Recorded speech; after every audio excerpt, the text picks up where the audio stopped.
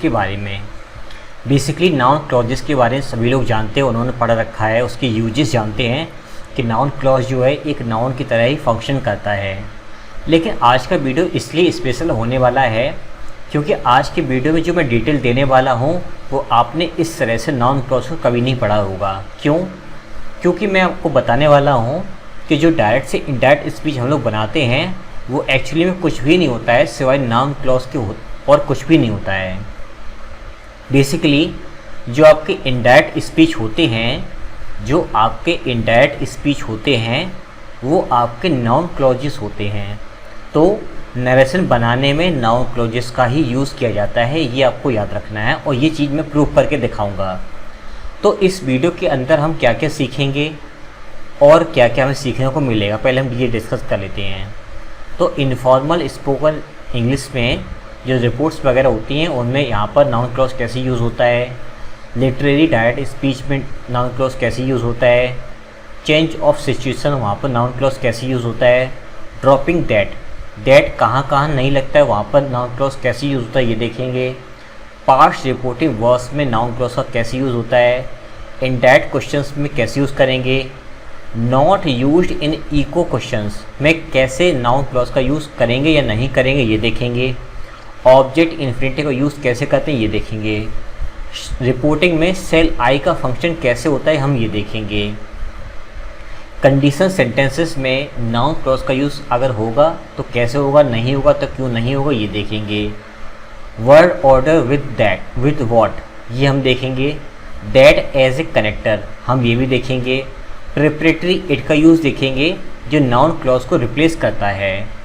That in should in that clause में should का use कैसे किया जाता है हम ये देखेंगे, कंपाउंड कंजंक्शंस का यूज़ कैसे करते हैं नाउन क्लॉज के अंदर हम ये देखेंगे, लीविंग आउट दैट को हम किस तरह से छोड़ते हैं, उसको ड्रॉप करते हैं हम ये देखेंगे, रिलेटिव स्ट्रक्चर्स में नाउन क्लॉज का कैसे यूज़ करते हैं हम ये देखेंगे।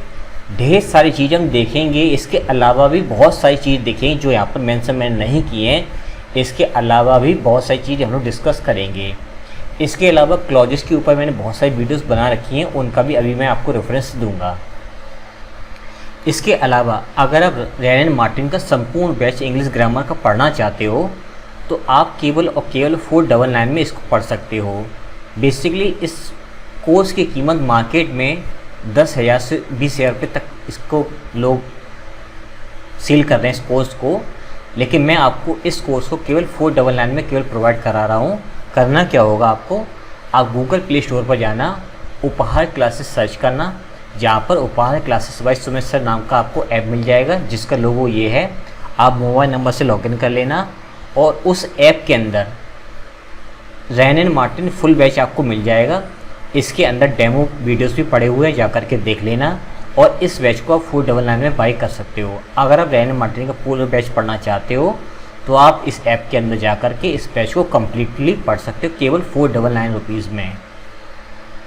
अब इसके अलावा मैं और कौन से वीडियोस बना चुका हूँ जो कि इंग्लिश की न्यूज़ पेपर वगैरह पढ़ने के लिए बहुत ही ज़्यादा इंपॉर्टेंट है, एडिटोरियल है या आपके पैसेज वगैरह पढ़ने के लिए इंपॉर्टेंट है। तो आपका रिड्यूस एडजेक्टिव क्लॉज है, रिड्यूस नाउन क्लॉज है, रिड्यूस रिलेटिव क्लॉज है, रिड्यूस एडवर्ब क्लॉज है, ये सारे मैं वीडियोस बना चुका हूँ। और फ्रंटिंग मोस्ट इंपॉर्टेंट टॉपिक है आपका, जो कि बहुत ज़्यादा न्यूज़ पेपर एडिटोरियल वगैरह में यूज़ किया जाता है। ये टॉपिक, ये कंटेंट आपको बहुत ज़्यादा देखने को मिलेगा। इसके अलावा एडजेक्टिव फ्रेज, एडजेक्टिव क्लॉज में क्या डिफरेंस है, इसके ऊपर मैं वीडियो बना चुका हूँ। जो थंबनेल आपको स्क्रीन पर दिखाई दे रहे हैं सेम यही थंबनेल आपको मेरे चैनल पर मिलेंगे, इसी थंबनेल के वीडियो आपको मिलेंगे, आप जा कर के देख सकते हैं। प्रिंसिपल क्लॉज, कोऑर्डिनेट क्लॉज क्या होते हैं ये वीडियो में बना चुका हूँ। सबऑर्डिनेट क्लॉज के अंदर नाउन क्लॉजेस क्या होते हैं मैं ऑलरेडी बना चुका हूँ वीडियो। एडजेक्टिव क्लॉज क्या होते हैं ये मैं बना चुका हूँ। नाउन क्लॉज एग्जाम्पल से कैसे पहचान ये मैं बना चुका हूँ। एडवर्ब क्लॉज पूरे 9 तरीके के कैसे कैसे फंक्शन करते हैं, क्या क्या उनके फंक्शन होते हैं, कैसे वो रिएक्ट करते हैं सेंटेंस के अंदर, वो सारी चीज़ें मैंने पढ़ा रखी हैं ऑलरेडी, आप जा कर के देख सकते हो। अगर आप मुझे फॉलो करना चाहते हो, मुझसे बातचीत करना चाहते हो, मुझे कुछ बताना चाहते हो तो आप सभी जगह मुझे फॉलो कर सकते हो उपहार क्लासेस के नाम से। ट्विटर, यूट्यूब, फेसबुक, इंस्टाग्राम है, कू ऐप है, सभी जगह आप मुझे उपहार क्लासेस के नाम से फॉलो कर सकते हो। अब डिस्कस करते हैं नाउन क्लॉजेस के बारे में। बेसिकली नाउन क्लॉज जो हैं वो हमारे डायरेक्ट और इनडायरेक्ट स्पीच में यूज़ किए जाते हैं, खास तौर पर इनडायरेक्ट स्पीच में यूज़ किए जाते हैं। Uses of noun clauses. Clauses can act as subject, object और कॉम्प्लीमेंट। मतलब जिस तरह से एक नाउन किसी भी सेंटेंस में सब्जेक्ट, ऑब्जेक्ट, कॉम्प्लीमेंट की तरह काम करता है, ठीक उसी तरह से जो नाउन क्लॉजेस होते हैं सब्जेक्ट, ऑब्जेक्ट या कॉम्प्लीमेंट की तरह किसी सेंटेंस में काम करते हैं। Just like a noun phrase, इसी तरह से नाउन फ्रेज भी काम करता है। Noun clauses use like this are called noun clauses. जब नाउन क्लॉजेस इस तरह से यूज़ किए जाते हैं तो इन्हें नाउन क्लॉजेस कहा जाता है। जैसे कि the departure date doesn't matter, तो यहाँ पर जो डिपार्चर डेट जो है ये आपका कहलाएगा नाउन फ्रेज, जो कि काम कर रहा है सब्जेक्ट का। किसका सब्जेक्ट का काम? डजेंट मैटर, डज नॉट का ये आपका सब्जेक्ट है। When we leave does not matter, हम कब जाएंगे ये मैटर नहीं करता है। तो व्हेन वी लीव जो है ये आपका नाउन क्लॉज है जो कि सब्जेक्ट का फंक्शन कर रहा है इस डज नॉट वर्ब का, ये इस डज नॉट वर्ब का सब्जेक्ट है। आई थिंक इतनी बात आपको समझ में आ गई होगी। आई टोल्ड देम ए लाई, मैंने उनसे झूठ बोला। तो टोल्ड के बाद देम इनडायरेक्ट ऑब्जेक्ट, और ये डायरेक्ट ऑब्जेक्ट जो कि एक फ्रेज़ है, ये आपका क्या है? नाउन फ्रेज है जो कि इस टोल्ड का ऑब्जेक्ट है। I told them that I knew nothing about it. I told them what, तो आंसर आया that I knew nothing about it, कि मैं उस चीज़ के बारे में कुछ नहीं जानता था। तो ये टोल्ड वर्ब का ये ऑब्जेक्ट है जो कि डायरेक्ट ऑब्जेक्ट है, और ये आपका कहलाएगा नाउन क्लॉज, क्योंकि ऑब्जेक्ट सब्जेक्ट या कॉम्प्लीमेंट का काम करता है हमारा नाउन क्लॉज। क्लियर? यहाँ पर ये फ्रेज था, यहाँ पर ये हमारा क्लॉज है। आई थिंक अब आपको और अच्छी तरह से क्लियर हो गया होगा। The main thing is your happiness, जो मेन चीज़ है वो तुम्हारी खुशी है। तो इज के बाद यहाँ पर योर हैप्पीनेस जो है वो सब्जेक्टिव कॉम्प्लीमेंट है, ये आपकी लिंकिंग वर्ब है। Subjective complement the main thing है हमारा, ठीक है।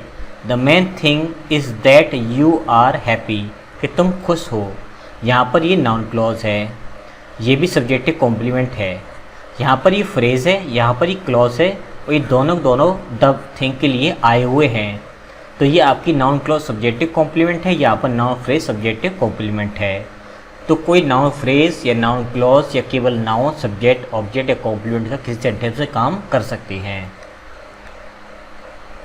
डायरेक्ट एंड इनडायरेक्ट स्पीच के बारे में अब हम डिस्कस करते हैं। When we report people's word, जब हम किसी इंसान के, जब जो लोगों के वर्ड हम एज इट इज़ बोलते हैं, या उनके थॉट्स हैं, उनके बिलीव्स हैं, एसेट्रा हम बोलते हैं, we can give the exact words more or less that were said or we imagine were thought. This kind of structure is direct speech. जब किसी ने कोई बात कही है और उन वर्ड्स को हम एज इट इज़ बोलते हैं या एज इट इज़ रखते किसी के सामने, तो वो चीज़ कहलाती है डायरेक्ट स्पीच, ठीक है। तो वो कहलाती है डायरेक्ट स्पीच। जैसे कि सो ही सेड, तो उसने कहा, इसलिए उसने ऐसा कहा। क्या कहा? I want to go home and just walked out, और उसने कहा कि मैं घर जाना चाहता हूँ और वह चला गया। तो I want to go home ये उसके एज इट इज़ वर्ड हैं ही के। ही ने जो शब्द बोले थे, उसके मुंह से जो शब्द निकले थे, वो एज इट इज़ वर्ड बिल्कुल जैसे कि तैसे लिखे हुए हैं। यह सेंटेंस आपका कहलाएगा direct speech. She asked what do you want, तुम क्या चाहते हो। तो सी ने जो शब्द बोले थे वो क्या थे? What do you want. तो एज इट इज शब्द को लिखा गया है यहाँ पर, तो ये आपका कहलाएगा direct speech. And then I thought, और फिर मैंने सोचा, does he really mean it, क्या सच में उसका यही मतलब था।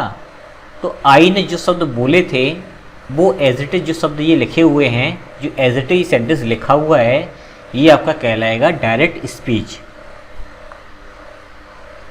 We can also make somebody's word or thought part of our own sentence by using conjunction with noun clauses and changing pronouns sentences and other words where necessary. जब हम किसी के द्वारा कहे गए शब्दों को या उसके वर्ड्स को अपने तरीके से बदल के कहते हैं, उसमें कंजंक्शन लगाते हैं, नाउन क्लॉज लगाते हैं, प्रोनाउंस को चेंज करते हैं, टेंसेस को चेंज करते हैं और कुछ अदर वर्ड्स को जहाँ ज़रूरी होते हैं उनको चेंज करते हैं, तो ऐसी चीज़ कहलाती है हमारी इनडायरेक्ट स्पीच या फिर रिपोर्टेड स्पीच कहलाती है। जैसे कि सो ही सेड दैट, तो वह कहता है कि, अब यहाँ पर कंजंक्शन लगाया, अब आई की जगह पर आ गया he wanted to go home, tense भी चेंज कर दिया है, एंड जस्ट वॉकड आउट, और वह चला गया।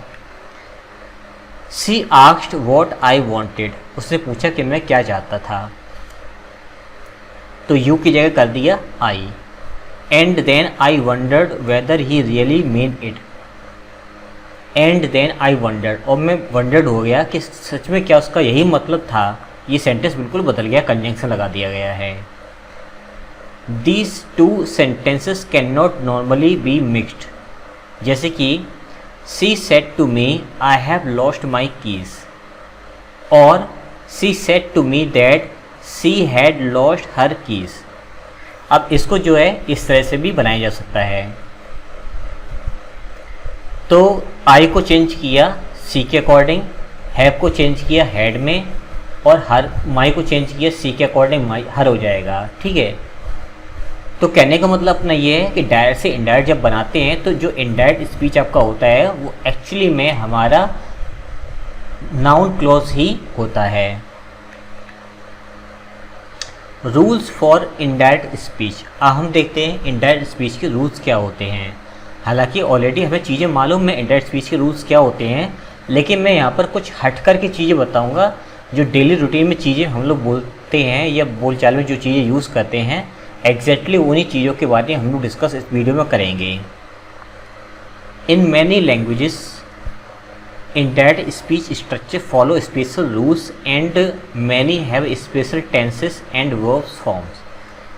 कई सारी भाषाओं में इनडायरेक्ट स्पीच का यूज़ किया जाता है, उनके कुछ अपने रूल्स होते हैं, कुछ अपने टेंस होते हैं, कुछ अपनी वर्ब्स होती हैं। और इंग्लिश में the tenses in indirect speech are mostly the same as in other tense structures. मतलब कहने का ये है कि जो हमने पढ़ रखा है कि प्रेजेंट डेफिनेट को पास्ट इंडेफिनिट चेंज करेंगे, पास्ट इंडेफिनिट का पास्ट परफेक्ट में चेंज करेंगे, सेम वही पैटर्न यहाँ पर सब कुछ फॉलो करेंगे। जैसे कि he was happy and he did not want to go home, वह खुश था और वह घर नहीं जाना चाहता था। अब बेसिकली आपको समझना क्या है कि यहाँ पर पास्ट की वर्ब यूज़ हुई है, तो अगला टेंस भी आपका पास्ट में ही अगला टेंस सेंटेंस भी आपका पास्ट में ही यूज़ होगा। वह खुश था और वह घर नहीं जाना चाहता था। क्लियर, पास्ट वाला पास्ट में चला गया। He said he was happy, उसने कहा, दैट यहाँ पर छुपा हुआ है। ठीक है, तो दैट यहाँ पर ओमिट कर दिया गया, कोई प्रॉब्लम नहीं है। उसने कहा कि वह खुश था and did not want to go home, और घर नहीं जाना चाहता था। अब देखो इसमें हुआ क्या है कि एक तो दैट छुपा दिया है और ही इसमें कॉमन ले लिया है। He was happy and he did not want to go home, तो ही इसमें कॉमन ले लिया गया है। ही स्टेड आउट बिकॉज, वह बाहर ठहरा क्योंकि he was happy and did not want to go home, वह बाहर ठहरा क्योंकि वह खुश था और वह घर नहीं जाना चाहता था। यह आपकी वर्ब की सेकंड फॉर्म में पास्ट टेंस यूज़ हुआ है, तो यहाँ पर भी पास्ट आया और यहाँ पर भी पास्ट आपका टेंस फॉलो हो रहा है। Direct speech reporting verbs and word order, अब हम ये देखते हैं। इनफॉर्मल जो स्पोकन रिपोर्ट्स होते हैं इसमें सेड या थॉट का ज़्यादातर यूज़ हमें देखने को मिलता है। जैसे कि when we repeat people's words or thoughts we normally say or think, जब हम किसी इंसान के शब्दों को या उसके थॉट्स को हम लोग एज इट इज़ बोलने की कोशिश करते हैं तो हम कुछ वर्ड्स यूज़ करते हैं, जैसे कि से या थिंक, ऐसे वर्ड्स को यूज़ हम करते हैं। They can go before sentences और at other natural breaks between clauses और अदर डिस्कोर्स मार्कर्स। जैसे कि सो आई सेड, देखो यहाँ पर सेड आया, so I said what are you doing in the bedroom, तो बेडरूम में क्या कर रहे हो। I am sorry he said I thought it was my room, उसने कहा कि सॉरी माफ़ करना, मैं सोचा कि ये मेरा रूम है। Well I thought it's funny he has got my handbag open. अब देखना ये पूरा का पूरा सेंटेंस है, मैं आपको दिखा देता हूँ। अब ठीक है, अब शुरुआत से समझिए। सो आई सेड, इसलिए मैंने उससे पूछा कि what are you doing in our room, तो मैंने उससे पूछा कि तुम हमारे रूम में बेडरूम में क्या कर रहे हो। ही सेड, उसने कहा कि आई एम सॉरी, मुझे माफ़ करना, आई thought it was my room, मुझे लगा कि ये मेरा रूम है। Well I thought it that is funny he has got my handbag open. Well ठीक है, आई थॉट दैट्स फनी, ये काफ़ी फ़नी लगा। He has got my handbag open, उसने मेरा हैंड बैग ओपन कर लिया।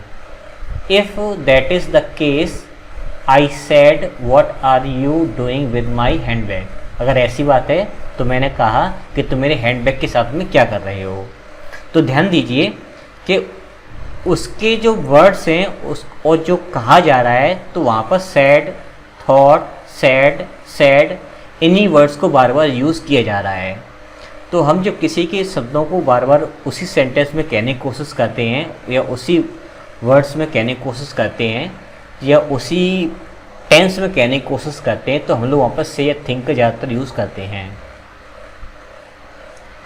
अब लिटरेरी डायरेक्ट स्पीच के बारे में बात करते हैं, जिसमें हम लोग आस्क है, एक्सक्लेम है, सजेस्ट है और ऐसे मिलते जुलते वर्ड्स का यूज़ हम लोग करते हैं।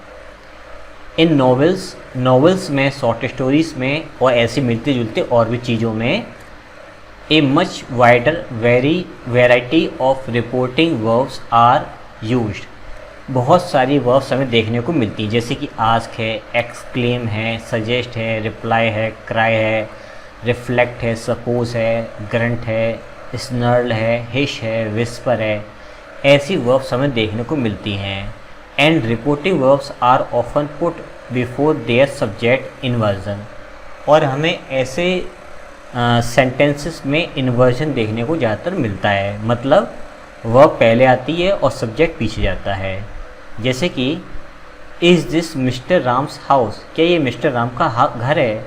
आस्क्ड रानी, रानी ने पूछा, तो देखिए यहाँ पर इन्वर्जन का यूज़ हुआ है।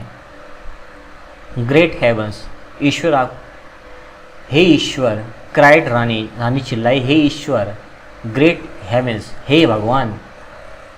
Is there no end to your weakness, I implore you leave me alone, never hissed the ram. तो अब ध्यान दीजिए इस सेंटेंस में कहा क्या जा रहा है कि हे ईश्वर, कि हे भगवान, क्राइड रानी, रानी चिल्लाई, हे ईश्वर, is there no end to your weakness, I implore you, मैं तुमसे प्रार्थना करती हूँ कि तुम्हारी जो शैतानी है, जो तुम्हारे जो दरिंदगी है, क्या कभी ख़त्म नहीं होगी। तो हिस्ट द राम, तो राम की जगह यहाँ पर मैन कर दे लीजिए, मैन। तो उस आदमी ने कहा नेवर, कभी नहीं। रानी ने कहा मुझे अकेला छोड़ दो, क्या तुम्हारी कभी भी शैतानी ये दरिंदगी कोई ख़त्म नहीं होगी क्या, मैं तुमसे प्रार्थना करती हूँ ये सब बंद कर दो। हे ईश्वर, रानी चिल्लाई, हे ईश्वर, क्या तुम्हारी ये चीज़ें कहीं बंद नहीं होगी, मैं तुमसे प्रार्थना करती हूँ मुझे अकेला छोड़ दो। तो राम ने कहा कभी नहीं। ठीक है, तो देखिए यहाँ पर हिस्ट आया, यहाँ पर क्राइड आया, तो ऐसे वर्ड्स हमें देखने को मिलते हैं डायरेक्ट स्पीच के अंदर। Inversion is not normally with pronoun subject, अगर हमें प्रोनाउन देखने को मिलता है तो ऐसी कंडीशन में इन्वर्जन यूज़ नहीं किया जाता है। जैसे कि यू मॉन्स्टर, सी स्क्रीम्ड, अगर सी आया हुआ है तो स्क्रीम्ड आपका वर्ब पीछे जाएगा, अगर राम होता तो राम पीछे जाता और स्क्रीम्ड शब्द पहले आता। इस तरह से इन्वर्जन का यूज़ किया जाता है, मतलब नाउन आएगा तो इन्वर्जन का यूज़ होता है, प्रोनाउन आता है तो इन्वर्जन का यूज़ नहीं होता है। In literary writing reporting expressions often interrupt the normal flow of the sentences quoted. जैसे कि your information I replied is out of date. अब देखिए your information is out of date, ये सेंटेंस पूरा था, तो इसको इंटरप्ट किया गया है किस चीज़ से, I replied. Your information I replied is out of date, तो वहाँ जो इन्फॉर्मेशन है ना, मैंने उसका रिप्लाई करती हूँ, मैंने उसका रिप्लाई किया है कि वो आउट ऑफ डेट है। तो कभी कभी इस तरह से भी सेंटेंसेस लिखे जाते हैं जो कि इंटरप्ट किए जाते हैं हमारे डायरेक्ट स्पीच के जो रिपोर्टिंग वर्ब होती है उससे। तो कभी कभी सेंटेंस के बीच में रिपोर्टिंग वर्ब डाल करके उसको इंटरप्ट भी किया जा सकता है, ये लिखने का एक तरीका होता है। तो न्यूज़पेपर वगैरह में जब आप देखते हो ऐसे सेंटेंस लिखे हुए तो वो एक्चुअली गलत नहीं होती, सही होते हैं, बस उनको इस तरह से लिखने का एक तरीका होता है जो कि हमें पता होना चाहिए, वही मैं आपको सिखाने की कोशिश कर रहा हूँ। अब बात करते हैं इनडायरेक्ट स्पीच का introduction. Change of situation, words that are spoken और thought in one place by one person may be reported in other place at a different time or perhaps by another person। किसी इंसान के द्वारा किसी एक समय पर कही गई बात किसी दूसरे इंसान के द्वारा किसी दूसरे समय पर किसी दूसरी जगह पर कही जा सकती है किसी दूसरे समय में। मतलब एक इंसान ने कोई बात किसी एक जगह पर कही है तो वो समय भी अलग होगा, और दूसरे इंसान ने कोई बात कही तो समय वो अलग होगा, वो स्थान भी अलग हो सकता है। तो ऐसी कंडीशन क्या होगा, Because of this, there are often grammatically differences between direct and indirect speech। मतलब जब दो लोग एक ही बात को अलग अलग टाइम पर अलग अलग जगह पर बोलते हैं तो इसी वजह से डायरेक्ट और इनडायरेक्ट स्पीच में टेंसेस का, प्रोनाउंस का, एडवर्ब्स में डिफरेंस हमें देखने को मिलता है, इसीलिए वो चेंजेस भी हमें देखने को मिलते हैं। जैसे कि राम ने कोई बात कही ऑन सैटरडे इवनिंग, राम ने कोई बात सैटरडे को, शनिवार को इवनिंग को बोली। क्या बोली, I don't like this party, I want to go home now. कि मुझे पार्टी पसंद नहीं आई है, मैं घर जाना चाहता हूँ। कब कही, शनिवार के शाम को। अब मोहन ने भी शनिवार के शाम को क्या बात बोली, कि क्या बोली, राम सेज या सैड, कि राम ने कहा, राम कहता है या राम ने कहा कि he does not like the party and he wants to go home. अब ध्यान से देखना, शनिवार की ही बात चल रही है, सेम टाइम है, सेम टाइम है, इसीलिए सेज यहाँ पर माना जाएगा सही, और प्रेजेंट टेंस ही यहाँ पर फॉलो किया जा रहा है क्योंकि टाइम अभी वही चल रहा है। फिलहाल आप यहाँ पर सेट ना माने तो ठीक रहेगा, ठीक है। एक दो घंटे आगे पीछे अगर बातचीत चल रही तो कोई प्रॉब्लम उसमें नहीं है, सेज फिलहाल अब ये हमारा सही माना जाएगा। टाइमिंग क्योंकि सेम है इसलिए टेंस चेंज ही नहीं होगा। हाँ, प्रोनाउन इसलिए चेंज हो गए हैं क्योंकि ये बात मोहन ने बोली है और ये आई जो था एक्चुअली में राम था, तो ये राम के लिए आई चेंज होकर के ही में बदल जाएगा। तो इसका मतलब टाइमिंग सेम थी इसलिए टेंस बदल गया है और प्रोनाउन बदल गए हैं। टेंस का मतलब हेल्पिंग वर्ब बदल गई है, केवल आपकी डू की जगह डज हो गया है और प्रोनाउन चेंज हो गए हैं, लेकिन टेंस पूरा चेंज ही नहीं हुआ है, हेल्पिंग वर्ब केवल बदली है, ठीक है। अब सोहन ने ये बात बोली संडे की मॉर्निंग को, यानी कि अब दिन बदल गया है, तो दिन बदल गया है तो अब ये बात पुरानी हो गई है, ये बात अब पुरानी हो गई है। तो क्या बन जाएगा, Ram said that he did not like the party. अब डिड नॉट आएगा क्योंकि पास्ट की बात हो गई है और सेड लग गया है। And he wanted to go home, और वह घर जाना चाहता था। तो जब एक ही टाइम पर दो लोगों ने बातें बोली हैं तो प्रोनाउन में चेंजिंग देखने को मिली और हेल्पिंग वर्ब बदल गई क्योंकि अलग अलग लोग हो गए थे वहाँ पर। लेकिन जब टाइम बदल गया है तो फिर उसका टेंस ही बदल जाएगा, और टेंस बदल जाएगा तो फिर हमारी हेल्पिंग वर्ब भी बदल जाएगी। क्लियर। अब इस चीज़ को आपको समझना पड़ेगा कि these differences are mostly natural and logical. यहाँ पर जो चेंजेस हुए हैं वो लॉजिकल भी हैं और वो नेचुरल भी हैं। It is not necessary to learn complicated rules about indirect speech in English. हाँ, इन बातों को समझने के लिए ये ज़रूरी नहीं है कि हमें बहुत ज़्यादा चीज़ें याद करने की ज़रूरत है। हाँ, अंडरस्टैंडिंग अगर हमारे पास है तो हमें ये चीज़ें अपने आप समझ में आ जाएंगी। अगर नहीं आती हैं तो कोई बात नहीं है, डायरेक्ट एंड इनडायरेक्ट के ऊपर मैंने बहुत सारे रूल्स बना रखे हैं, पूरी सीरीज चला रखी, A to Z मैंने रूल बना रखे हैं। आप जाकर के उनको अलग से देख सकते हो और उनको सीख भी सकते हो। फिर आगे बात करते हैं कि हम दैट को कब ड्रॉप करते हैं। ये दैट भी ड्रॉप हो सकता है हमारा डायरेक्ट और इनडायरेक्ट स्पीच के अंदर।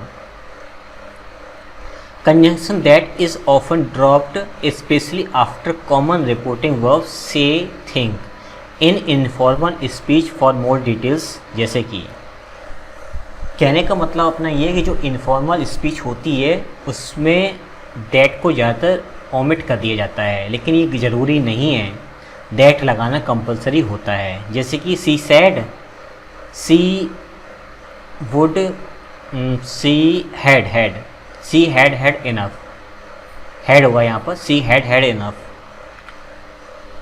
तो ब्रैकेट में जो दैट आपका लिखा हुआ है इसका मतलब इन्होंने यहाँ पे हटा दिया गया है, लेकिन इसको हटाना नहीं है, आपको लगा के आना है।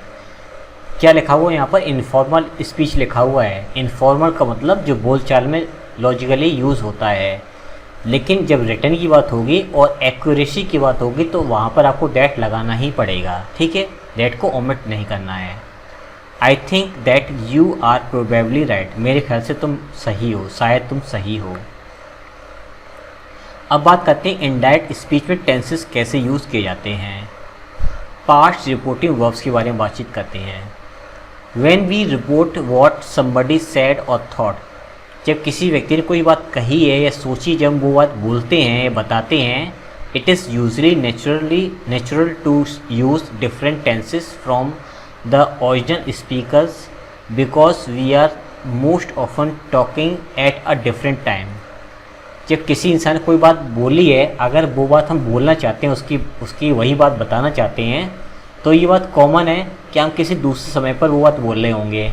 अगर किसी इंसान ने 1 बजे कोई बात बोली है, जैसे कि 1 बजे दोपहर में कोई बात बोली है, तो क्लियर है कि अगर मैं वही बात बोलना चाहता हूँ तो 1:05 पर ही मैं बात बोलूँगा, या 1:01 पर ही वो बात मैं बोलूँगा। ये क्लियर है, क्योंकि 1 बजे वो बात बोल रहा होगा और 1:01 पे मैं वो बात रिपीट कर सकता हूँ। ठीक 1 बजे में बात मैं नहीं बोल सकता हूँ, क्यों? क्योंकि 1 बजे वो खुद बोल रहा होगा, इसका मतलब टाइम बदलेगा। कहने का मतलब अपना ये है कि जब कोई इंसान कोई बात बोल रहा है किस समय पर और उसकी बात अगर मैं दोबारा बोलना चाहता हूँ तो समय बदल जाएगा, समय बदलेगा तो टेंस भी बदलेगा। जैसे कि Ram on Saturday evening, Ram ने सैटरडे इवनिंग को क्या बोला कि I don't like this party, I want to go home now. ये सेंटेंस उसने प्रेजेंट में बोला शनिवार के शाम को कि मुझे ये पार्टी पसंद नहीं आई है, ये अच्छी नहीं लग रही है, मैं घर जाना चाहता हूँ अब, ठीक है। अब मोहन ने संडे की मॉर्निंग को बोला, अब समय बदल गया और संडे के मॉर्निंग के हिसाब से ये वाली बात जो है वो पास्ट में चली गई। कब चली गई बात? पास्ट में चली गई। तो क्या हो जाएगा? राम सेड दैट, और आई की जगह हो जाएगा ही, और डू नॉट की जगह हो जाएगा did not like the party and he wanted to go home. ये हो जाएगा पास्ट में टेंस, ठीक है। अब बात करते हैं वेदर और इफ़ के बारे में कि इनका यूज़ हम कब करते हैं। Whether and if can both introduce indirect speech, इन दोनों का यूज़ जो है हम इनडायरेक्ट स्पीच में करते हैं। कब? जब हम कोई आपका इंटेरोगेटिव सेंटेंस यूज़ करते हैं।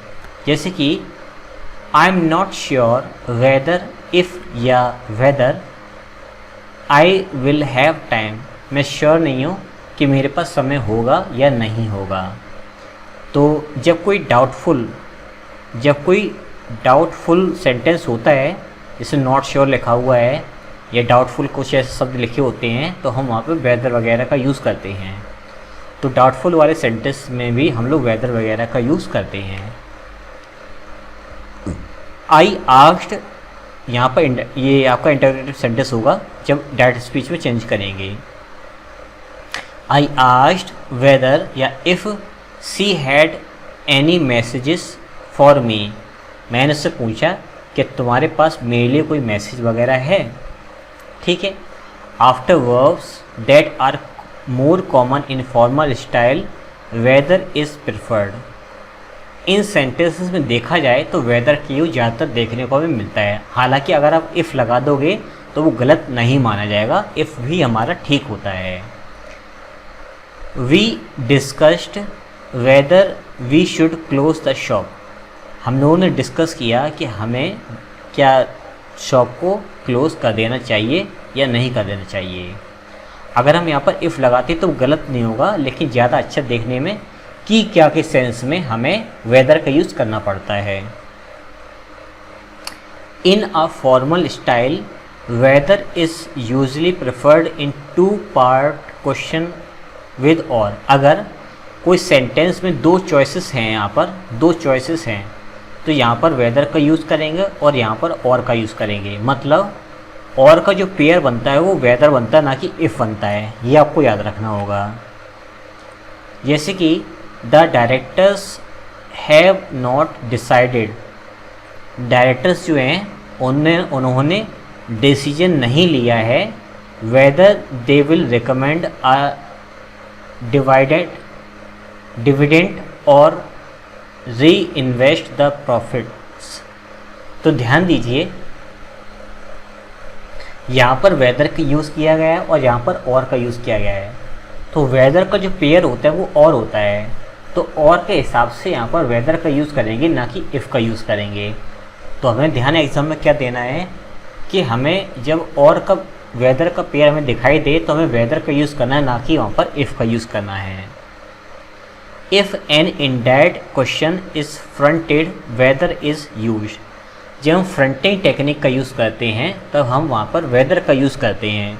फ्रंटिंग क्या होती है ये मैं आपको वीडियो के थंबनेल दिखा चुका था, बहुत ही इंपॉर्टेंट टॉपिक है, इस वीडियो को जाकर के ज़रूर देखना। फ्रंटिंग उपहार क्लासेस, फ्रंटिंग उपहार क्लासेस यूट्यूब पर सर्च करना, आपको वीडियो मिल जाएगा। बहुत ही गहराई से मैं समझा रखा है और बहुत ही इंपॉर्टेंट टॉपिक है। अगर आप इंग्लिश का न्यूज़पेपर है, एडिटोरियल है, मैगजीन्स है, कॉम्प्रिहेंशन है, पैसेज है समझना चाहते हो तो ये टॉपिक आपको आना बहुत ही ज़्यादा ज़रूरी है। जैसे कि weather I will have time, I am not sure at the moment. इस समय मैं बिल्कुल भी कंफर्म नहीं हूँ कि मेरे पास समय होगा कि नहीं होगा। अब बात करते हैं प्रपोजिशंस के बारे में। After prepositions only whether is possible. Prepositions के बाद केवल वेदर का ही पॉसिबल होता है। जैसे कि there was a big argument about whether we should move to a new house.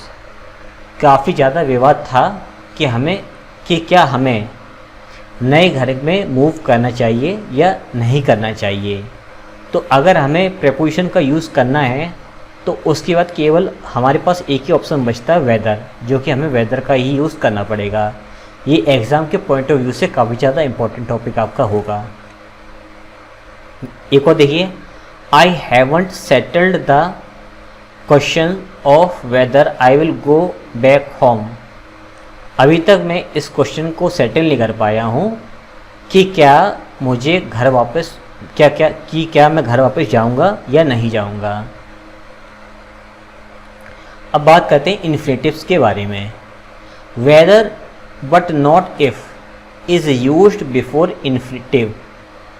मतलब अगर हमें इन्फिनेटिव के साथ में कोई वर्ड यूज़ करना है वेदर या इफ़ में से, तो हम वेदर को प्रेफर करते हैं। जैसे कि they can not decide whether to get married now or wait. Actually यहाँ पर पेयर और आ गया और, तो इसकी वजह से भी आपका वेदर ही आएगा। वे डिसाइड नहीं कर सकते हैं कि क्या उन्हें शादी कर लेनी अभी चाहिए या उन्हें इंतज़ार करना चाहिए। तो यहाँ पर इन्फिनेटिव का यूज़ किया गया है। Subject, complement and adverbial clauses के बारे में देखते हैं। When a question word clause is a subject complement, whether is normally preferred. ठीक है,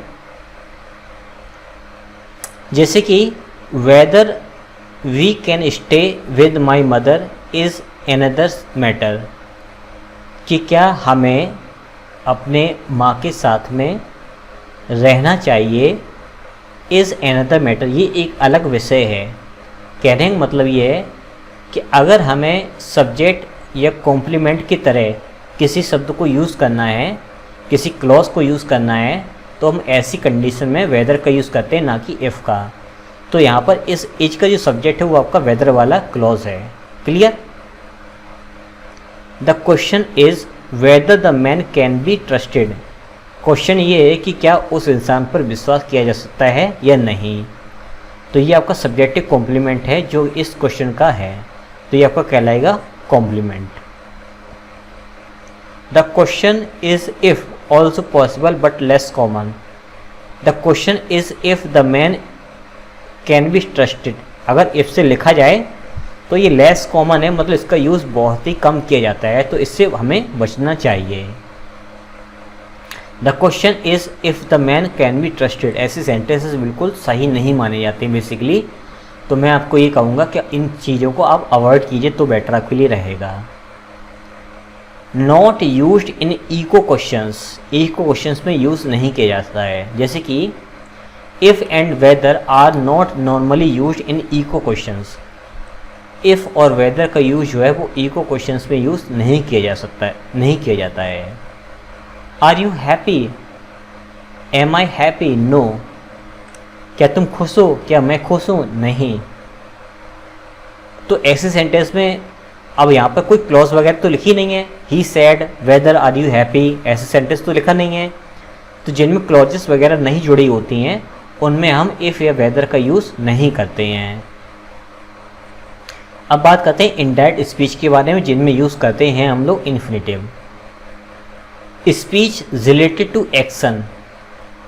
कुछ स्पीचेस जो होती हैं जिनमें एक्शंस होते हैं, जैसे कि प्रोमिसेस है, एग्रीमेंट्स है, ऑर्डर्स है, ऑफर्स है, रिक्वेस्ट है, एडवाइस है, सजेशंस हैं, is often reported with infinitives. उनमें इन्फिनेटिव का यूज़ किया जाता है। जैसे कि ही प्रोमिस्ड टू राइट, उसने लिखने को प्रॉमिस किया। She agreed to wait for me, उसने मेरा इंतजार करने के लिए वो सहमत हो गई।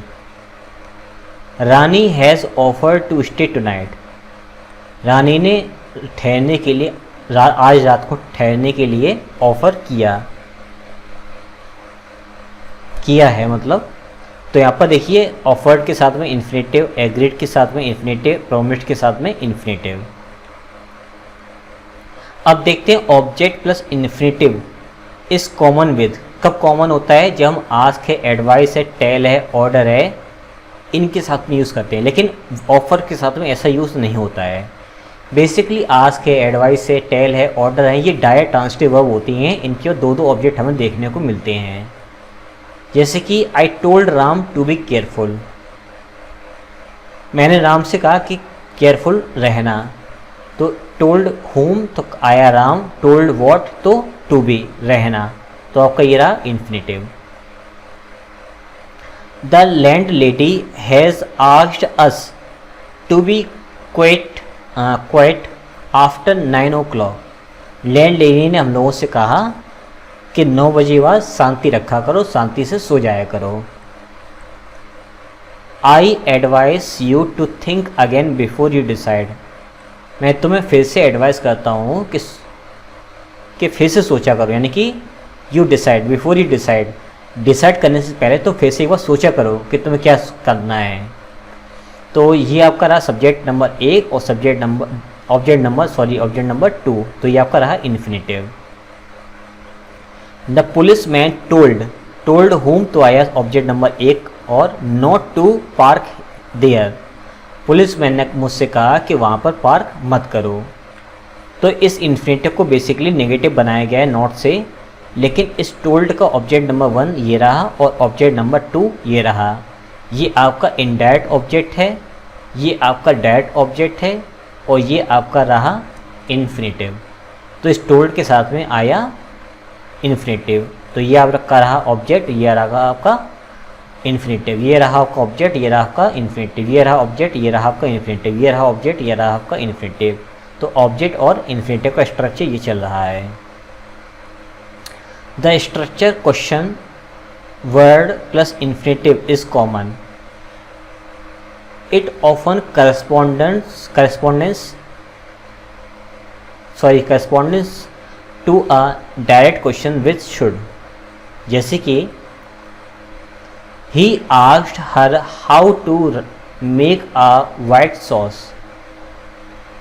तो कहने का मतलब अपना ये है कि जब क्वेश्चन वर्ड आते हैं तो वो अपने बाद में अगर कोई सब्जेक्ट नहीं लाते हैं तो हम डायरेक्ट वहाँ पर इन्फिनेटिव का यूज़ कर सकते हैं। तो क्वेश्चन वर्ड अपने साथ में इन्फिनेटिव का यूज़ कर सकते हैं। और वो जो इन्फिनेटिव यूज़ किया जाता है वो एक्चुअली में शुड का सेंस देते हैं। यहाँ पर ये हाउ टू मेक का सेंस क्या आ रहा है, how should I make a white sauce.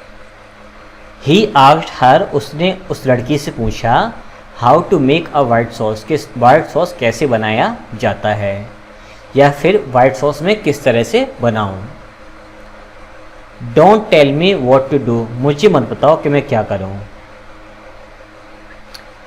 What के बाद infinitive. I have forgotten where to put the keys, मैं भूल गया हूँ कि मुझे कीज़ कहाँ पर रखनी है। वेयर के बाद infinitive. I did not know whether to laugh or cry, मुझे मालूम नहीं था कि मैं हंसूं या रोऊं। तो वेदर के बाद इन्फिनेटिव।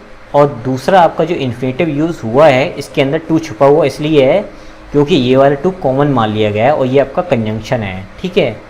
और इस कंजंक्शन और की वजह से यहाँ पर वेदर आया हुआ है। अब बात करें सजेस्ट की और से की, तो इन्फिनेटिव इनके साथ में यूज़ नहीं किया जाता है। We do not use infinitive structure after suggest or normally after से।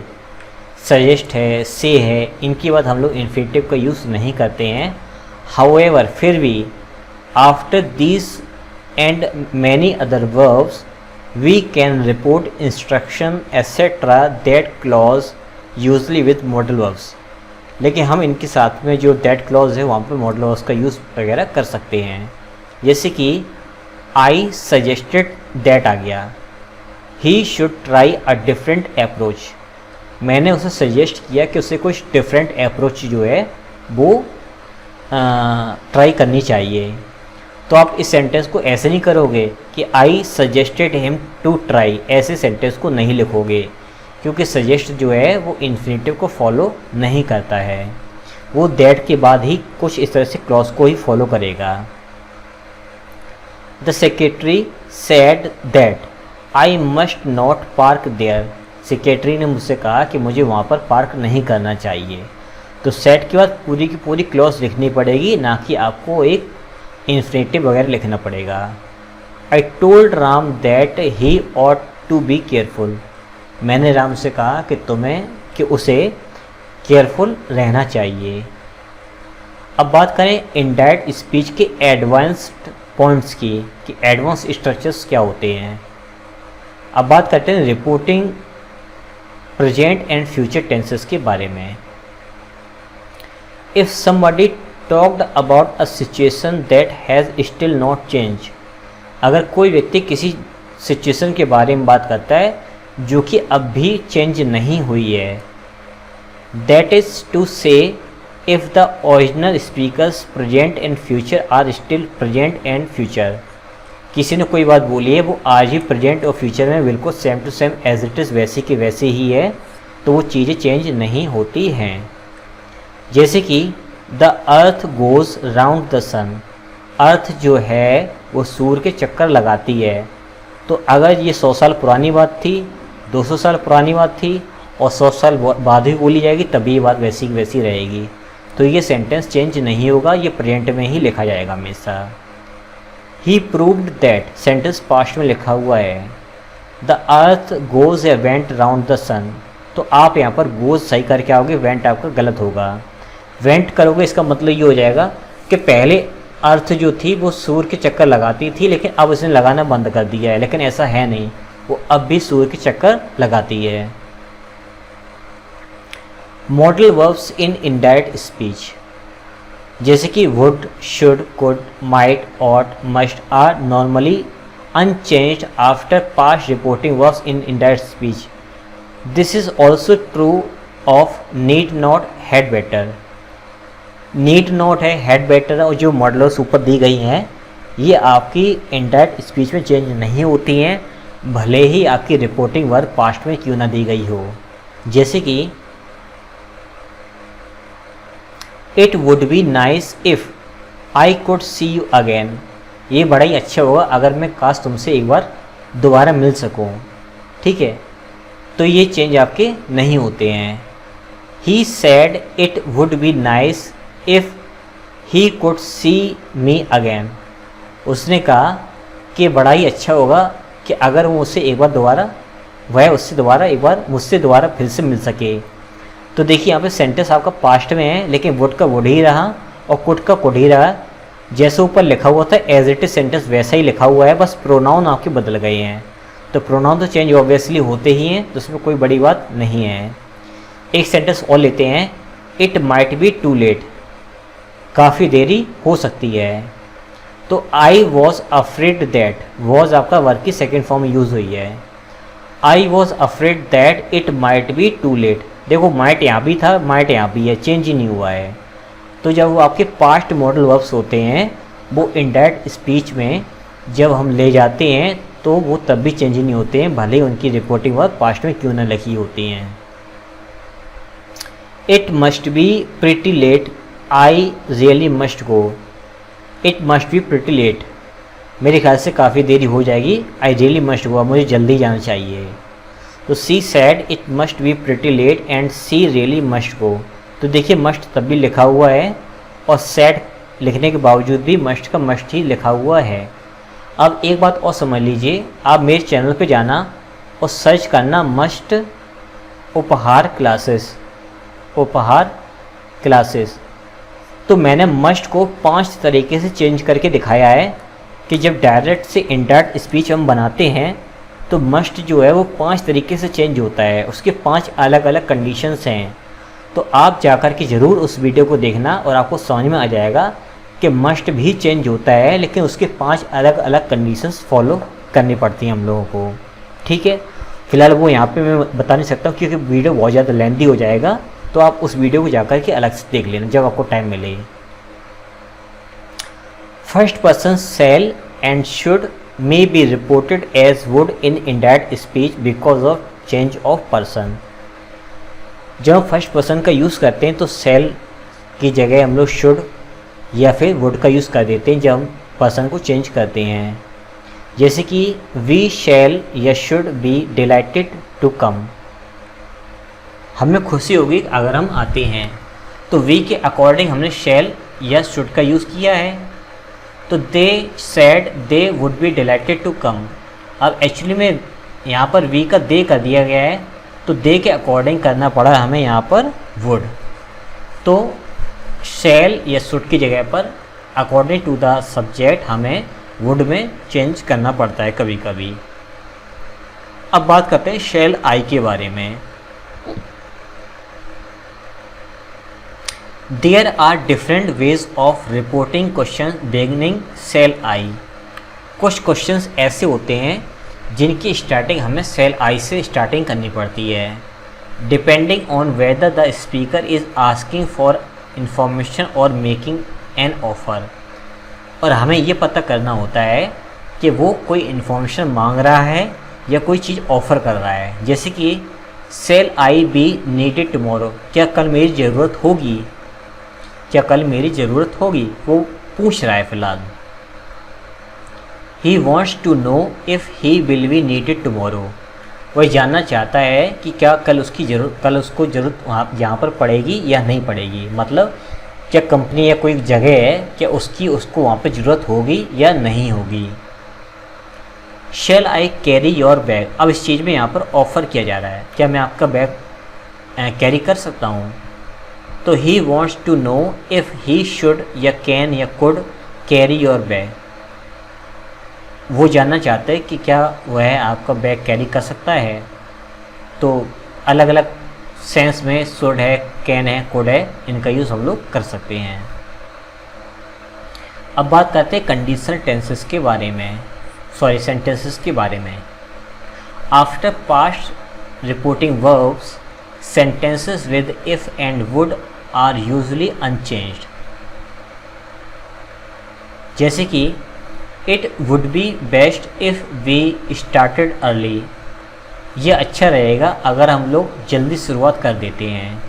तो देखिए he said वर्ब की सेकेंड फॉर्म पास्ट में सेंटेंस है। It would be best if they started early. V का दे कर दिया गया है लेकिन टेंस चेंज नहीं किया गया है। तो कहने का मतलब अपना क्या है कि कुछ पास्ट की वर्ब्स होती हैं, अगर इनमें इफ़ या हमें वुड देखने को मिलता है तो ऐसे सेंटेंसेस हमें अनचेंज रखने पड़ते हैं, उनमें चेंजिंग नहीं करनी होती है। However if sentences that refer to unreal situation can change as follows. अगर हमें इफ़ वाले सेंटेंसेस मिलते हैं जो कि अनरियल सिचुएशन को शो करते हैं तो वो चेंजेस अपने अंदर ला सकते हैं। जैसे कि if I had any money, अगर मेरे पास कोई भी धन होता, कैसा भी धन होता, I would buy you a drink, तो मैं तुम्हें ड्रिंक दिला देता। She said if she had any money, past वाला पास्ट परफेक्ट में जाएगा। अगर उसके पास कैसा भी धन हुआ होता, she would have brought me A drink, तो मुझे एक ड्रिंक दिला देती। अब बात करते हैं वर्ड ऑर्डर के बारे में, जिसमें व्हाट है, हु है और विच के बारे में बात हम करते हैं। Question beginning what, who, which plus be can ask for a subject और अ कॉम्प्लीमेंट। जब हम हु है, व्हाट है, विच है के साथ में be form is am are का यूज़ करते हैं तो या तो वो सब्जेक्ट की डिमांड करता है या फिर वो कॉम्प्लीमेंट की डिमांड करता है। जैसे कि who is the best player here, यहाँ पर बेस्ट प्लेयर कौन है इसका नाम पूछा जा रहा है, यानी कि सब्जेक्ट का नाम पूछा जा रहा है। This ask for a subject, यह जो है सब्जेक्ट के बारे में नाम पूछ रहा है। A possible answer is Ram is the best player here. मान के चलो किसी का नाम राम है तो बताया जा रहा है कि राम यहाँ पर बेस्ट प्लेयर है। मोहन मान सकते हो, सोहन मान सकते हो, कोई भी नाम मान सकते हो। व्हाट इज़ द टाइम, अब यहाँ पर कॉम्प्लीमेंट पूछा जा रहा है। This ask for a complement. A possible answer the time is 4:30। आप ऐसे नहीं बोल सकते 4:30 इज़ द टाइम, ऐसा नहीं कर सकते हो। ये व्हाट जो है वो कॉम्प्लीमेंट पूछ रहा है, द टाइम इज़ 4:30, ठीक है। तो ये आपका कॉम्प्लीमेंट को पूछ रहा था। When we report the first kind of question who, what, which plus be for a subject, two word orders are possible. जैसे कि who is the best player here, यहाँ पर बेस्ट प्लेयर कौन सा है, तो एक क्वेश्चन कैसे बन सकता है। She asked me who was the best player, she asked me who the best player was. इन दोनों में से सेंटेंस सही कौन सा बनेगा, तो सही सेंटेंस अपना जब हम डायरेक्ट से इनडायरेक्ट स्पीच बनाते हैं तो हेल्प वर्ब पीछे ले जाते हैं और सब्जेक्ट को आगे लाते हैं। सब्जेक्ट अपना ये रहा, ये अपना कंजंक्शन रहा, तो ये सेंटेंस अपना ये वाला सही है, ये वाला अपना गलत है। व्हाट इज़ द मैटर, क्या मैटर है। I asked what was the matter या फिर I asked what the matter was. अगर आप समझ गए तो आपको आंसर मिल गया होगा कि हेल्प वर्ब पीछे आती है, तो आपका आंसर राइट ये रहा। Indirect speech without reporting verbs, कुछ ऐसे इनडायरेक्ट स्पीच भी होते हैं जिसमें रिपोर्टिंग वर्ब्स नहीं आती हैं। इन न्यूज़पेपर में, रेडियो में, टीवी रिपोर्ट्स में, रिपोर्ट्स ऑफ पार्लियामेंट्री डिबेट्स जो होती हैं, रिकॉर्ड्स ऑफ कॉन्फ्रेंस जो होती हैं, minutes of meetings etcetera, the indirect speech instructions is often used with very few reporting verbs. इनमें रिपोर्टिंग वर्ब्स का बहुत ही कम यूज़ हमें देखने को मिलता है। The use of tenses is enough to make it clear that a text is a report. इसमें tense को देख कर के हम ये पहचान लेते हैं कि इसमें किस चीज़ के बारे में बात हो रही है, किस टेंस के बारे में बातचीत हो रही है, ठीक है। जैसे कि the magazine director began his address to the shareholder by summarising the results for the year. Magazine director जो है बिगिन हिज एड्रेस, उसने एड्रेस करना शुरू किया किसको, शेयर होल्डर्स को by summarising the results for the year, जो साल का जो रिजल्ट्स था उसको समराइज़ करना शुरू कर दिया और उस रिजल्ट्स को एड्रेस करना शुरू कर दिया उन शेयर होल्डर्स को। Profits on the whole had been high, जो प्रॉफिट सब मिला के जितना हुआ है वो काफ़ी हाई हुआ है, दो फिर भी 1 और 2 एरियाज हैड बीन डिसअपॉइंटिंग, जिसमें से एक दो एरिया जो हैं वो डिसअपॉइंटिंग रहे हैं। It was however important to maintain a high level of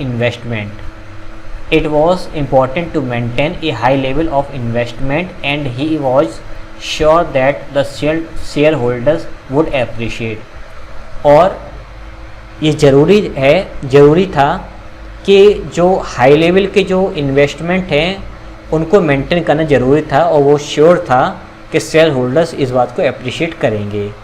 तो ध्यान दीजिए, इन सेंटेंस में कहीं पर भी आपको रिपोर्टिंग वर्ब देखने को नहीं मिलेगी, बस यहाँ पर हैड बीन, यहाँ पर वॉज यूज़ कर दिया, यहाँ पर वॉज यूज़ कर दिया, यहाँ पर वुड अप्रिशिएट कर दिया, यहाँ पर हैड बीन का यूज़ कर दिया गया है। He said to him, he said to them, ऐसे सेंटेंस कहीं भी यूज़ नहीं किए गए हैं।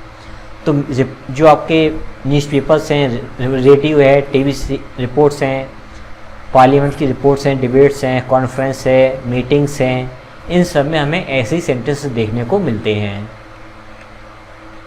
अब बात करते हैं दैट क्लॉजेस के बारे में। That as a connector, that as a conjunction with little real meaning, जिसका बिल्कुल ना के बराबर मीनिंग निकलता है। It simply functions as a connector. It shows that a clause forms part of a larger sentence. जैसे कि I understood he was innocent, यहाँ पर दो अलग अलग सेंटेंस है।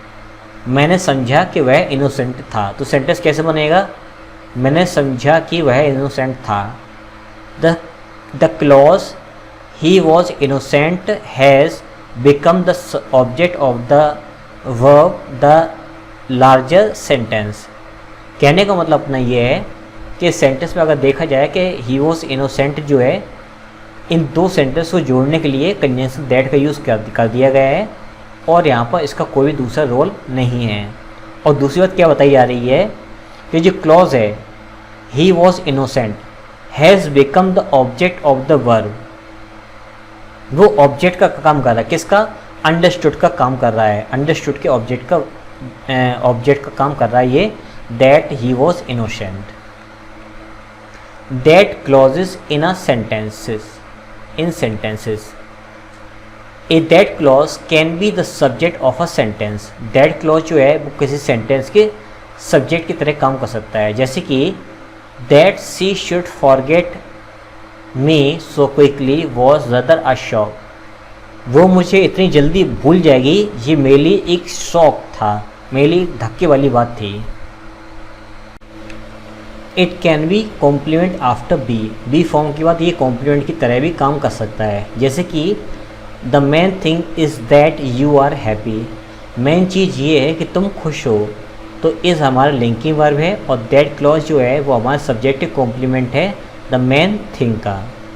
इसके अलावा ये मेन वर्ब के ऑब्जेक्ट की तरह भी काम कर सकता है। मेन वर्ब में जो ऑब्जेक्ट है वो दैट क्लॉज ऑब्जेक्ट की तरह काम कर सकता है। जैसे कि वी न्यू वॉट, तो आंसर आया that the next day would be difficult, हम जानते थे कि अगला दिन कठिन होगा।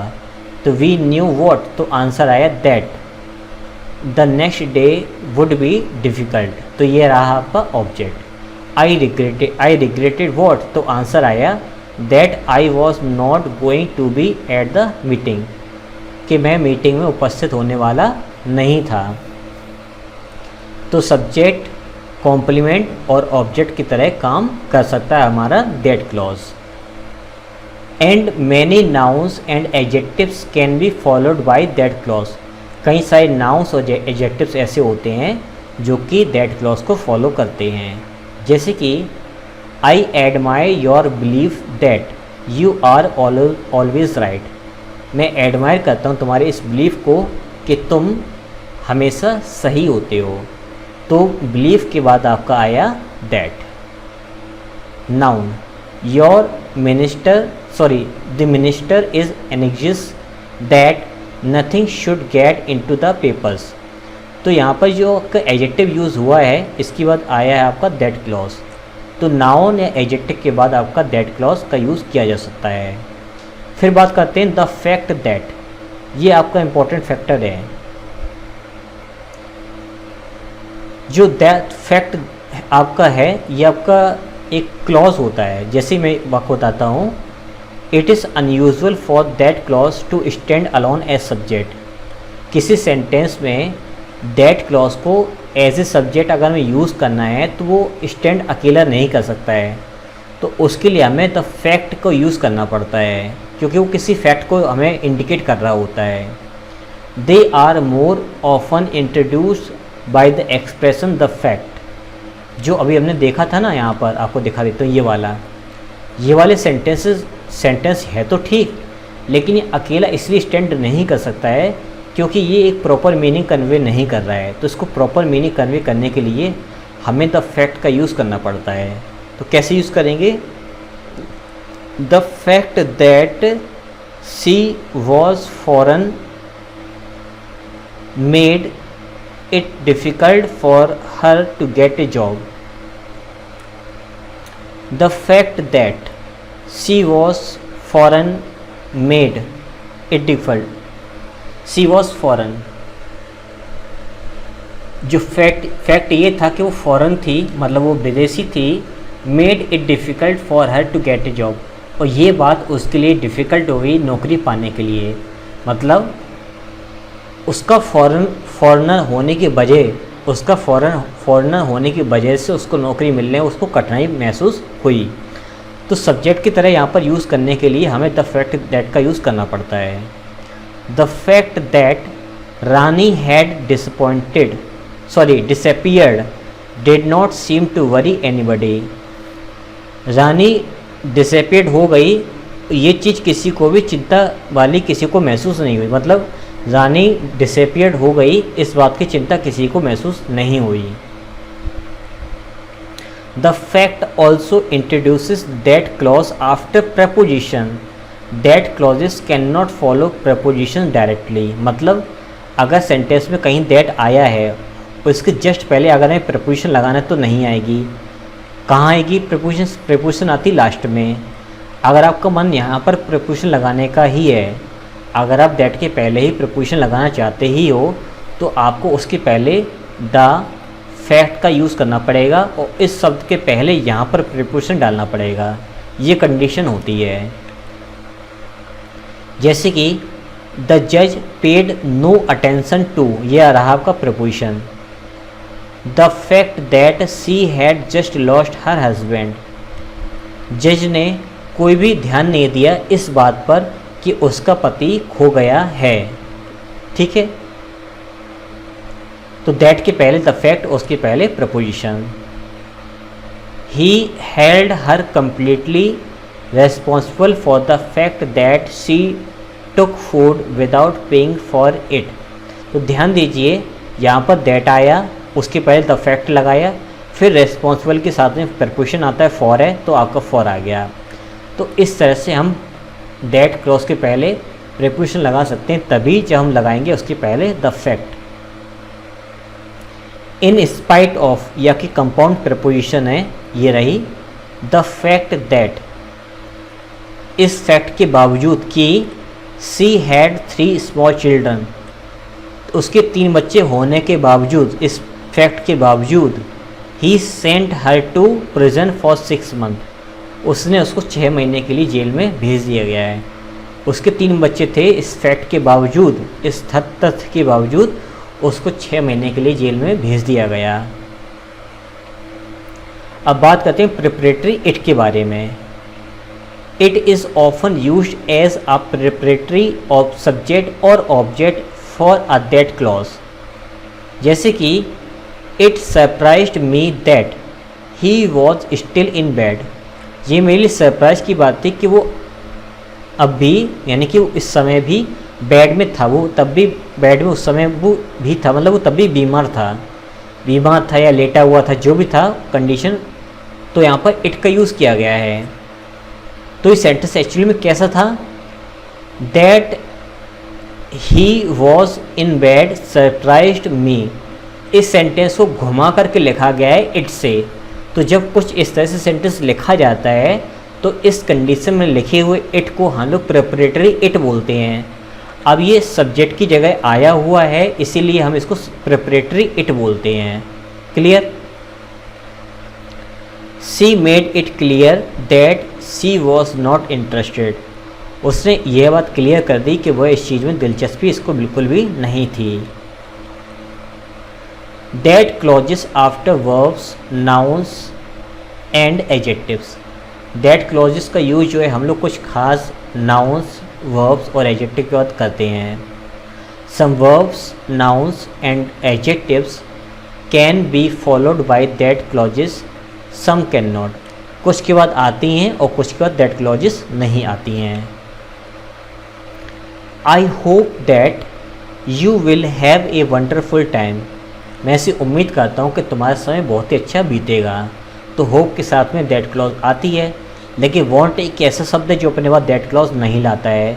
और ये एसएससी बैंकिंग वगैरह में ये शब्द बहुत ज़्यादा पूछा जाता है, वांट वाला। इसको आपको खास तौर पर ध्यान रखना होगा। ये आपका इन्फिनेटिव फॉलो करता है। I want you to have a wonderful time, इसको ऐसे ही लिखा जाएगा, मैं चाहता हूँ कि तुम्हारा समय बहुत ही अच्छा व्यतीत हो। I understood his wish that he should be there. I understood his wish, मैं उसकी इच्छा को समझ गया था कि हम वी शुड बी देयर, कि हम वहाँ होना चाहते थे। He understood the importance of our being there. अब यहाँ पर क्या किया गया है कि दैट को हटा करके प्रेपोजिशन फ्रेज को यूज़ किया गया है। It is essential that you visit the art museum. ये ज़रूरी है कि तुम्हें आर्ट म्यूज़ियम को एक बार ज़रूर ही विज़िट करना चाहिए। It's worth your visiting the art museum. तो इट्स वर्थ जो है वो आपका एक फ्रेज को फॉलो करता है। तो बेसिकली ये स्ट्रक्चर्स हैं, इनको थोड़ा सा याद करना पड़ता है। तो यहाँ पर एडजेक्टिव का यूज़ किया गया है, यहाँ पर वर्ब का यूज़ किया गया है, यहाँ पर ही वर्ब का यूज़ किया गया है। तो कुछ वर्ब्स हैं, कुछ नाउन्स हैं, कुछ ऐसे शब्द हैं जिनके बाद हमें दैट क्लॉज को लगाना ही पड़ता है और दैट क्लॉज को नहीं भी लगाना पड़ता है। तो हमें कैसे पता चलेगा? मैंने तो यहाँ पर कुछ 6 सेंटेंसेस बता दें, कैसे कम चल जाएगा? नहीं, टाइम देना पड़ता है, रीडिंग करनी पड़ती है, चीज़ें अपने आप आएंगी, बिलीव रखिए, सब कुछ आएगा, ग्रेजुअली आएगा, बस आप पढ़ते रहिए। Should in that clauses. In formal British English, should can be used in that clauses after adjectives and nouns expressing the importance of action। जैसे कि important है, necessary है, vital है, essential है, eager है, anxious है, concerned है, wish है। मैं आपको बता देता हूँ। एक्चुअली में ये वाला जो टॉपिक है ये सब्जेक्टिव टॉपिक जो आपका होता है, जिसको बोलते हैं मूड। ये मूड के बारे में बातचीत चल रही है। जो मूड वाले सेंटेंसेस होते हैं जिनमें टाइम और टेंस के बारे में कोई भी बातचीत नहीं हो रही होती है, और उनके जो रिपोर्टिंग वर्ब है उनमें ये शब्द जब आते हैं तो आपकी दैट क्लॉज के अंदर हम लोग शुड का यूज़ करते हैं, क्योंकि वो एडवाइस को शो करते हैं। जैसे कि it is important that somebody should talk to the police. ये ज़रूरी है कि कोई पुलिस से बात करे। अगर आप शुड नहीं लगाओगे तो वर्ब की फर्स्ट फॉर्म ही आएगी टॉक, भले ही यहाँ पर समबडी लिखा हुआ है, टॉक्स नहीं होगा, यहाँ पर टॉक ही होगा, या फिर शुड का यूज़ करेंगे हम लोग। ठीक है। It is necessary that my uncle should be informed. ये ज़रूरी है कि मेरे अंकल को इन्फॉर्म किया जाए। तो यहाँ पर 2 बातें, या तो शुड को हटा दिया जाए और माई अंकल बी इन्फॉर्म्ड लिखा जाए, या शुड बी इन्फॉर्म्ड लिखा जाए। ये दोनों तरीके सही होंगे। सब्जेक्टिव मूड के ऊपर मैंने 3 वीडियोस बनाई हैं, आप जाकर चैनल पर देख लेना। बहुत ही बेहतरीन तरीके से मैं समझाया है, आपको बहुत सारे डाउट्स आपके क्लियर हो जाएंगे। I am anxious that nobody should be hurt. Nobody be hurt एक तरीका, नोबडी शुड बी हर्ट दूसरा तरीका लिखने का। It is his wish that the money should be given to charity. उसकी यह विश है कि जो धन है वो दान में दे दिया जाए। तो money be given to charity एक तरीका, money should be given to charity दूसरा तरीका। दोनों सही तरीके अपने सही होंगे। This also happens after some verbs expressing idea specially in sentences about past. जैसे कि ही इंसिस्टेड, उसने मजबूर किया कि the contract should be read aloud, उसने इंसिस्ट किया कि कॉन्ट्रैक्ट जो है वो जोर से पढ़ा जाए। तो जो कुछ आइडियस वाले जो एक्सप्रेशंस होते हैं उनमें भी हम लोग शुड का यूज़ करते हैं, जैसे कि insist. I recommended that she should reduce her expenditure, मैंने उसको रिकमेंड किया कि उसको अपने खर्चे जो हैं वो थोड़े कम कर देने चाहिए। अब बात करते हैं कंपाउंड कंजंक्शंस के बारे में। Some conjunctions are made up two और मोर वर्ड्स, कुछ कंजंक्शंस होते हैं जो दो या दो से अधिक शब्दों से मिलकर के बने हुए होते हैं, इंक्लूडिंग दैट, जिसमें दैट भी जुड़ा हुआ होता है, जैसे कि so that, in order that, provided that, providing that, seeing that, given that, now that, ये आपके कंजंक्शंस होते हैं। जैसे कि आई गॉट देयर अर्ली, मैं वहाँ जल्दी पहुँच गया, सो दैट, ताकि we could have a few minutes alone together, हम वहाँ जल्दी पहुँच गए ताकि हम लोग कुछ वहाँ पर अकेले में एकांत में समय थोड़ा बिता सकें। I will come with you providing that Ram does not mind, मैं वहाँ तुम्हारे साथ आ सकता हूँ अगर राम को बुरा ना लगे तो। Okay I will help you, ठीक है मैं तुम्हें मदद करूँगा। Seeing that you act so nicely, ठीक है मैं तुम्हें मदद करूँगा, ये देखते हुए कि तुमने इतने प्यार से बोला है तो मैं तुम्हारी मदद करूँगा। Giving that I am free on Monday, we could go to Delhi for the weekend. Giving that I am free on Monday, मैं मंडे को फ्री हूँ और इसी वजह से we could go to Delhi for the weekend, तो वीकेंड हम लोग दिल्ली जा सकते हैं। अब दैट को कब हम लोग छोड़ सकते, कब हम लोग ड्रॉप कर सकते हैं। That can B leave left out informally after many common reporting verbs, जैसे कि सेड के बाद हम लेफ्ट कर देते हैं। Ram said he was feeling better, Ram ने कहा कि मुझे अच्छा महसूस हो रहा था। तो ये इनफॉर्मल इंग्लिश में हम लोग छोड़ते हैं, लेकिन फॉर्मल इंग्लिश जो होती है, जो अपने ब्रिटिश इंग्लिश है जिसको हम लोग बोलते पढ़ते लिखते हैं इंडिया में, उसमें दैट को रिमूव नहीं किया जाता है। I thought that you were in Delhi, तो दैट यहाँ पर लिखना चाहिए। The waiter suggested that we should go home, waiter suggest किया कि हम लोग घर जाना चाहिए, तो यहाँ पर दैट लगाना ज़रूरी है। That can be dropped after certain verbs, specially verbs that are normally intransitive, जो इंट्रांसिटिव वर्ब्स होती हैं उनके बाद हम लोग जो है दैट को चाहे तो ओमिट कर सकते हैं, जैसे कि रिप्लाई है, ईमेल है, शाउट है, इनके बाद हम लोग दैट को ओमिट कर सकते हैं। जैसे कि Raj replied that he was feeling better, she shouted that she was busy.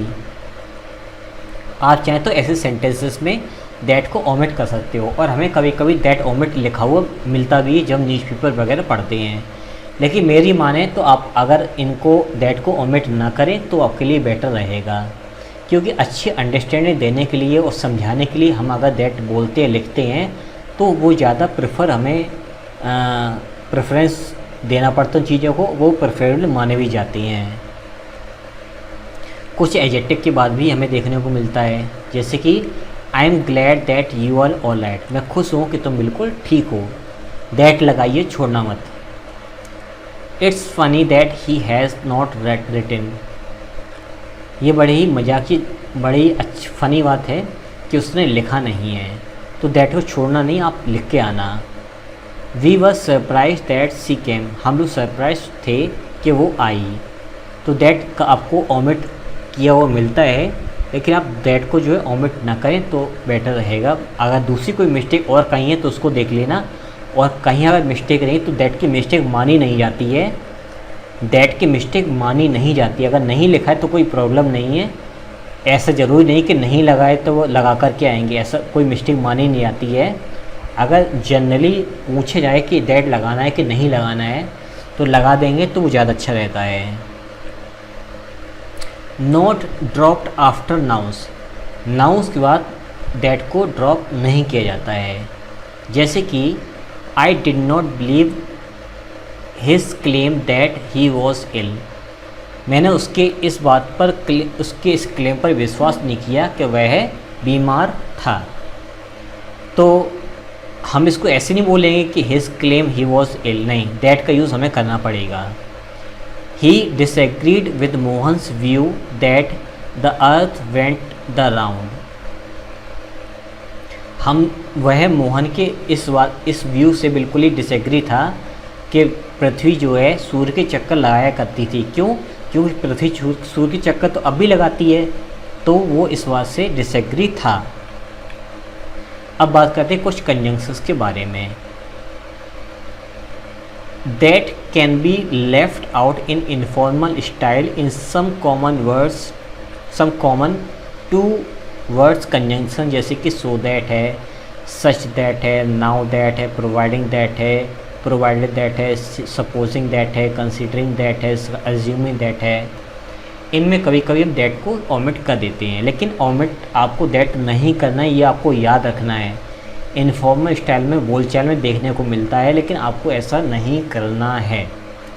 जैसे कि come in quietly so that he she does not hear you, चुपचाप से आ जाओ ताकि वह सुन ना पाए। I was having such a nice time that I did not want to leave, मैं इतना अच्छा समय बिता रहा था या बिता रही थी कि मैं जाना नहीं चाहती थी। The garden looks nice now that we have got some flowers out, तो यहाँ पर now that का यूज़ किया गया है। We can borrow it provided that you bring it back tomorrow, यहाँ पर प्रोवाइडिंग दैट छुपा है लेकिन लगा के आना है। एज्यूमिंग दैट, मान के चलो कि नो बडी गेट्स लॉट्स, कोई भी खोता नहीं है। We will all meet again here at 6 o'clock, तो हम सभी लोग जो है 6 बजे दोबारा मिलेंगे। अब बात करते हैं रिलेटिव स्ट्रक्चर्स के बारे में। We can usually leave out the relative pronoun that when it is the object in a relative clause, जैसे कि look, देखो, there are the people that we met in Delhi, देखो रिलेटिव प्रोनाउन दैट आपका तभी omit हो सकता है जब किसी सेंटेंस में वो ऑब्जेक्ट की तरह काम कर रहा हो तब। तो वी आपका सब्जेक्ट है, ये आपकी वर्ब है, तो ये आपका ऑब्जेक्ट की तरह काम कर रहा है, इसलिए ये ओमिट हो सकता है। और इसीलिए हमें न्यूज़पेपर ज़्यादातर कंजंक्शन ओमिट किए हुए दिखाई देते हैं। अब सेंटेंस कैसे एग्ज़ाम हमें पेपर मिलता है लिखा हुआ, look there are the people we met in, तो हम देखते हैं कि पीपल आया फिर वी आ गया, बीच में कोई कंजंक्शन नहीं, तो गड़बड़ सेंटेंस लग रहा है। वो गड़बड़ नहीं है, वो गलत नहीं है, वहाँ पर दैट छुपा हुआ होता है। तो देखो, देयर आर द पीपल, वे रहे वो लोग, that we met in Delhi, जिनसे हम लोग दिल्ली में मिले थे। Do it in the way that I showed you, इस तरह से करो कि जिस तरह से मैंने तुम्हें दिखाया है, मतलब इस चीज़ को ऐसे करो जैसे मैंने तुम्हें दिखाया है। तो ये भी आपका ऑब्जेक्ट है। Interrogative question words clauses, besides their use in indirect speech, clauses beginning with question words who, what, where, etc. can act as subject, complement or adverbials. This structure is often rather informal, especially with how clauses, जैसे कि who you invite is your business, तुम किसको invite करते हो ये तुम्हारी समस्या है, ये तुम्हारा काम है। Where we stay does not matter, हम लोग कहाँ स्टे करेंगे ये मैटर नहीं करता है। A hot bath is what I need, मतलब हॉट बाथ चाहिए जो मुझे ज़रूरत है, जिसकी मुझे ज़रूरत है। This is how much I have done, this is how much I have done, ये वही चीज़ है जो मैंने की है, मतलब ये दिस इज़ हाउ मच, ये उतना ही जो मैंने किया हुआ है। तो ध्यान दीजिए ऐसे सेंटेंसेस में हमने क्या किया है कि कहीं सब्जेक्ट का काम कर रहा है, कहीं हमारा कॉम्पोनेंट की तरह काम कर रहा है हमारा क्वेश्चन वर्ड। और देखिए आई एम सरप्राइज एट, ये आपका प्रीपोजिशन रहा। You can eat it how you like it, ये आपका इन्फॉर्म स्टाइल में लिखा हुआ सेंटेंस है, हालांकि आपका बोल चाल में ठीक है लेकिन ये ठीक नहीं है सेंटेंस, ये वाला समझिए। I am surprise eight how fast she can run, तो यहाँ पर ये आपका ऑब्जेक्टिव केस में आया हुआ क्लॉज है।